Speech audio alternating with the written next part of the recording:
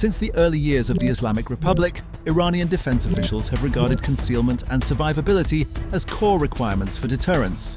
This approach intensified after the Iran-Iraq War, during which Iranian cities and military sites were heavily bombarded, and Iran lacked both modern air defenses and effective long-range strike capabilities. The experience convinced Tehran that above-ground factories, depots and launch sites could not survive a high-intensity conflict against a better-equipped opponent. Over time, this led to a doctrine of decentralization and the systematic transfer of critical military infrastructure deep underground, often beneath mountains or remote terrain.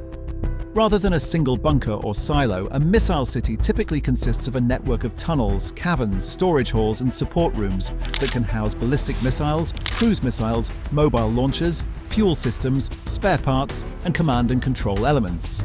Iranian sources have claimed that such facilities exist across much of the country, while independent analysts and satellite imagery suggest they are concentrated in strategically significant regions, particularly in mountainous interior areas.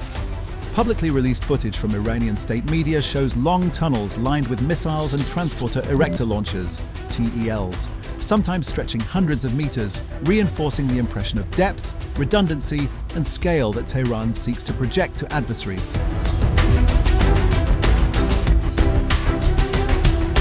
Over time, Iran's missile cities transformed from storage sites to underground factories.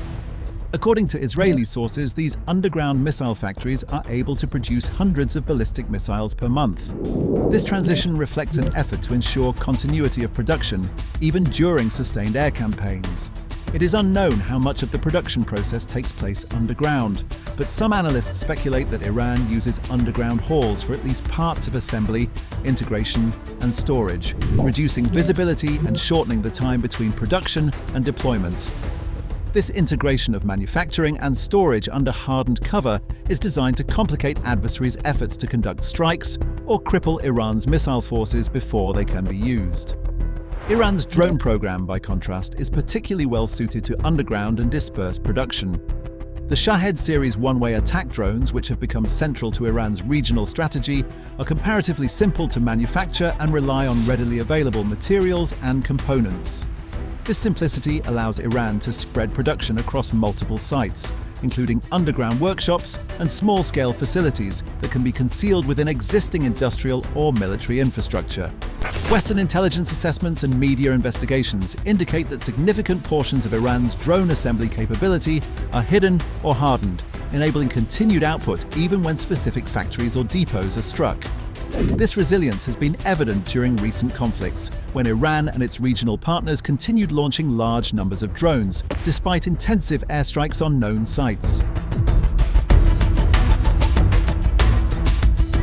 Despite their advantages, Iran's underground missile and drone facilities are not invulnerable. Advances in intelligence, surveillance and reconnaissance, combined with the development of more capable bunker-busting munitions, have reduced the protective margin once afforded by depth and hardening alone. Throughout Operation Epic Fury, many of Iran's known missile sites have come under attack by American airstrikes utilizing heavy bunker-buster bombs. Satellite imagery seems to show extensive damage at the entrances of these sites and bomb craters. However, the true extent of the damage is unknown. Given the continued launches of ballistic missiles, it is reasonable to assume that production and storage capabilities have not yet been fully degraded. Rather than relying on a small number of massive underground complexes, Iran has invested in multiple facilities of varying size and function, spreading risk and complicating targeting efforts for the United States. This approach reduces the likelihood that a single attack, or even a series of attacks, could decisively cripple Iran's missile and drone capabilities. In practice, this means that adversaries face a trade-off between committing substantial resources to sustained strikes or accepting that Iran will retain some ability to retaliate over time.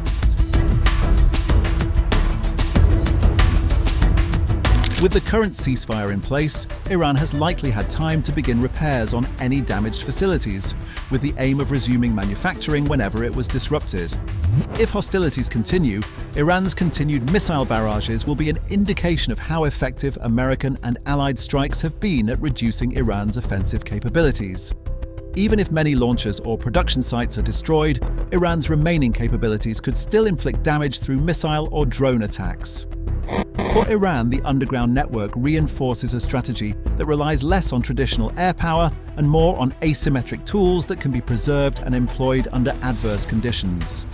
This has allowed Tehran to project influence indirectly through regional partners and to sustain pressure on adversaries without seeking air superiority in the conventional sense.